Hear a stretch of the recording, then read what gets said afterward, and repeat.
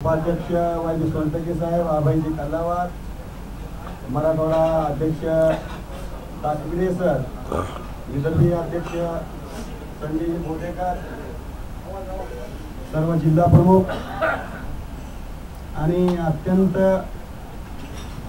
चिकाटीनं धोंडे सरांच्या हाकेला व देत महाराष्ट्रातल्या वेगवेगळ्या भागातून प्रातिनिधिक स्वरूपामध्ये आलेल्या सर्व महिला भगिनी आणि माझ्या वडीलधारी बंधू आणि भगिनी,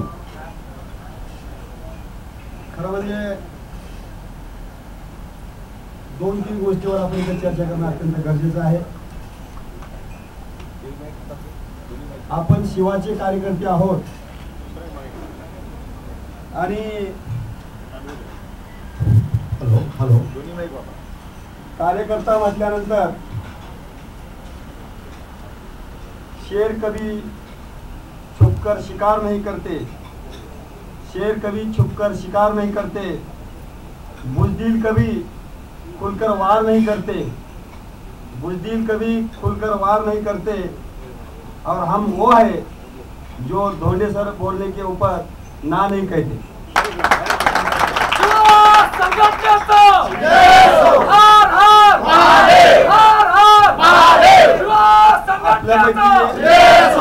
बऱ्याच लोकांना माहिती आहे का नाही मला माहित नाही.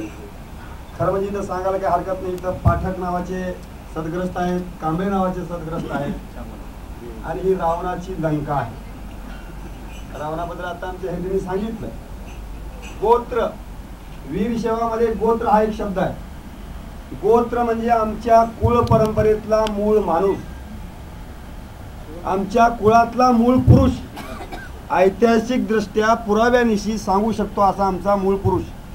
आज उपलब्ध असलेल्या साहित्याचा जर आपण अभ्यास केला तर आपण स्वाभिमानानं अभिमानानं सांगितलं पाहिजे की रावण हा आमचा मूळ पुरुष, रावण हा आमचं मूळ गोत्र. आणि ते का तर रामायणाचा कालखंड हा महाभारताच्या पूर्वीचा आहे.